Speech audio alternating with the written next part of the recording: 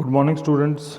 आज हम separating the components of mixture जो टॉपिक है उसको आगे बढ़ाते हैं, बाकी बची हुई टेक्निक्स को डिस्कस करने जा रहे हैं। नेक्स्ट जो टेक्निक है separation of components of a mixture की, वो है डिस्टिलेशन। डिस्टिलेशन की जो प्रोसेस है इसके लिए दो कंडीशंस ज़रूरी हैं। इन कंडीशंस को जानने से पहले हम ये जान लेते हैं, डिस्टिलेशन प्रोसेस जो है वो मिसिबल लिक्विड्स को एक दूसरे से अलग करने के लिए इस्तेमाल की जाती है। अगर आपको याद है तो हमने इससे पहले डिस्कस किया था इममिसिबल लिक्विड्स। इममिसिबल लिक्विड्स वो ऐसे लिक्विड्स होते हैं जो एक दूसरे के साथ मिक्स नहीं होते हैं।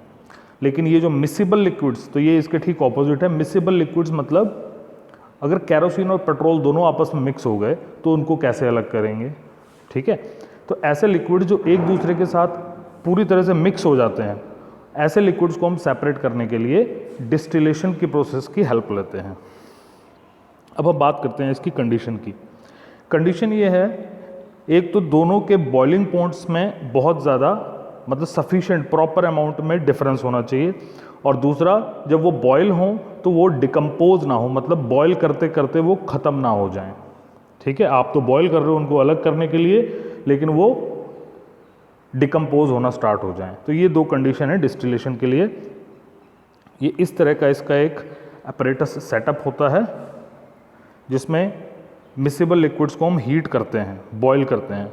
तो जो पहले सबसे पहले बॉयल होगा, मतलब जिसका बॉइलिंग टेम्परेचर कम होगा, वो जल्दी बॉयल होना शुरू हो जाएगा। जैसे जैसे वो बॉयल होगा वो वेपर की फॉर्म में ऊपर उठने लगेगा और कंडेंस होकर एक दूसरे फनल में इकट्ठा होना स्टार्ट हो जाएगा।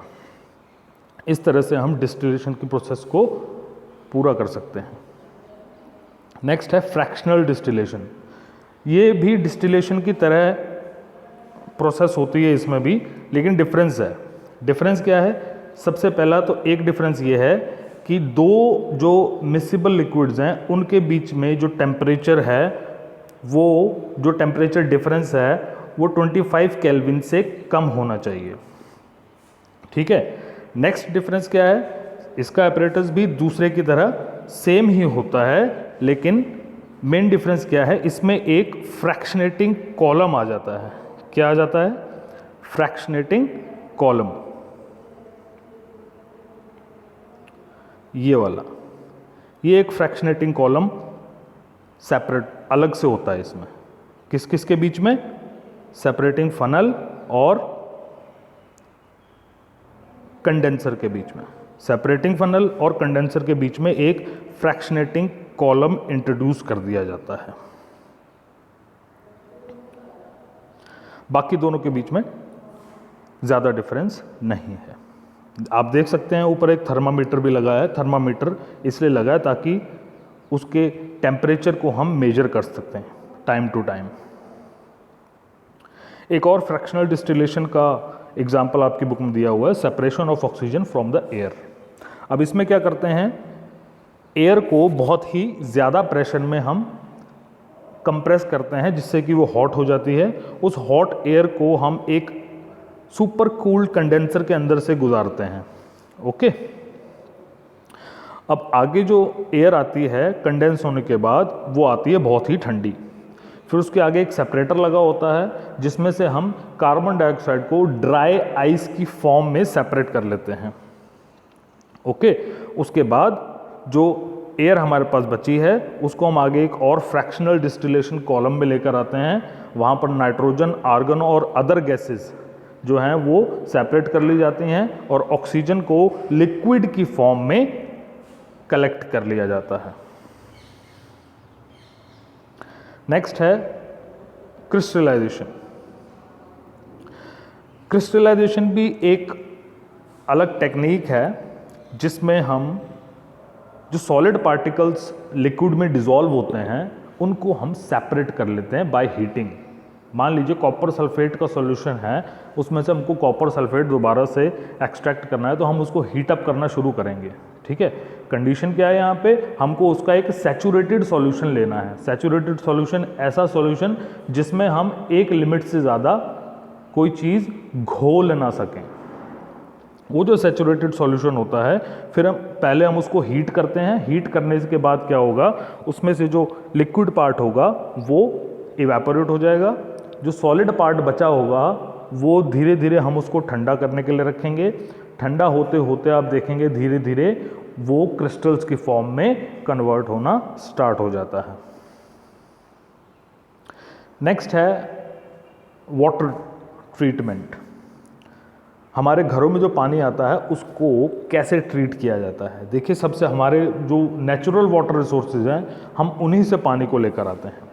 तो सबसे पहले जो प्रोसेस है वो है कोएगुलेशन। कोएगुलेशन मतलब आपने इससे पहले ब्लड कोएगुलेशन का नाम सुना होगा कि ब्लड जब हमारी बॉडी से बाहर आता है तो उसके बाद वो सूखने लग जाता है, इकट्ठा हो जाता है। यहाँ कोएगुलेशन का मतलब है इकट्ठा हो जाना। तो सबसे पहले हम क्या करते हैं, वाटर के अंदर जितने भी सॉलिड पार्टिकल्स होते हैं उनको कोएगुलेट करते हैं।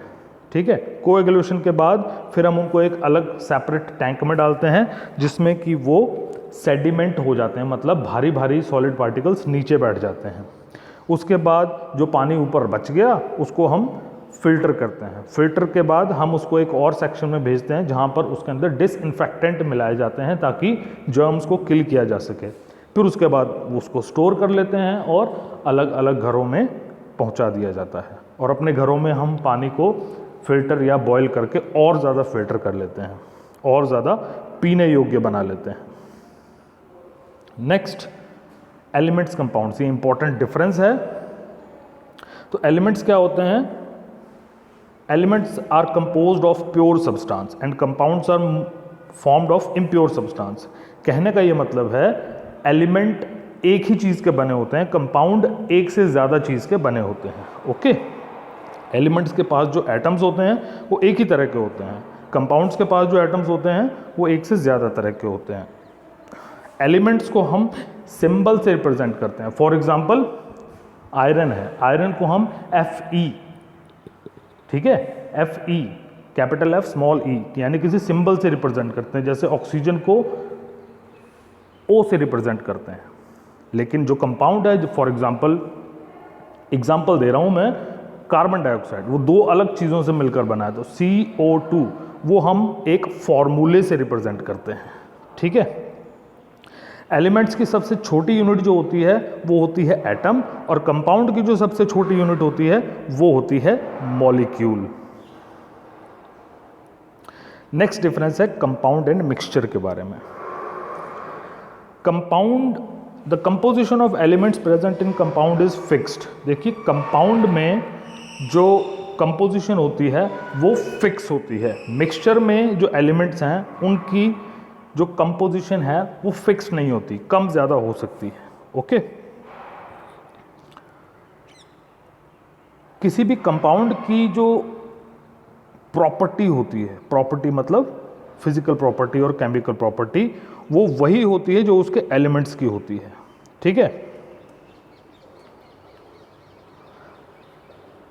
कंपाउंड नहीं, कंपाउंड में, sorry, extremely very sorry, compound में जो, मान लीजिए कार्बन और ऑक्सीजन दोनों ने मिलकर एक कंपाउंड बनाया, तो उसकी प्रॉपर्टी कार्बन और ऑक्सीजन से टोटल डिफरेंट होगी। ओके, कार्बन की प्रॉपर्टी अलग होती है, ऑक्सीजन की प्रॉपर्टी अलग होती है, लेकिन जब कार्बन और ऑक्सीजन आपस में मिल गए तो कार्बन डाइऑक्साइड की प्रॉपर्टी डिफरेंट हो जाएगी। ऑक्सीजन हमको अपने जीने के लिए बहुत ज़रूरी है और हम चाहते हैं कि कार्बन डाइऑक्साइड हमारी बॉडी से चली जाए। देखिए दोनों में कितना डिफरेंस है। जबकि जो मिक्सचर है, मिक्सचर में जो एलिमेंट्स हैं वो वही प्रॉपर्टी शो करते हैं। अगर वो अलग अलग हैं, अगर वो सेपरेट चीज़ें अगर किसी मिक्सचर में मिल गई हैं तो वो अपनी अपनी प्रॉपर्टी शो करेंगे। फॉर एग्जांपल, पानी में चीनी को घोल दिया तो चीनी भी अपनी प्रॉपर्टी शो कर रही है, पानी भी अपनी प्रॉपर्टी शो कर रहा है। कंपाउंड के जो कॉन्स्टिट्यूएंट्स हैं हम उनको केमिकल मेथड्स से अलग कर सकते हैं। ओके, और जो मिक्सचर है, मिक्सचर को हम फिजिकल मेथड से अलग अलग कर सकते हैं। A compound is always homogeneous in nature. Compound के अंदर होमोजेनेसिटी बनी रहती है।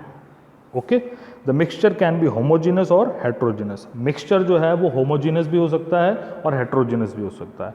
होमोजीनस और हेट्रोजीनस इन दोनों को पहले हम पढ़ चुके हैं, मैं फिर भी डिस्कस कर लेता हूँ कि जो होमोजीनस होता है उसमें जो मॉलिक्यूल्स या एटम्स का डिस्ट्रीब्यूशन है वो सेम होता है हर जगह, ठीक है। और हेट्रोजीनस में ज़रूरी नहीं है कि ऐसा ही हो।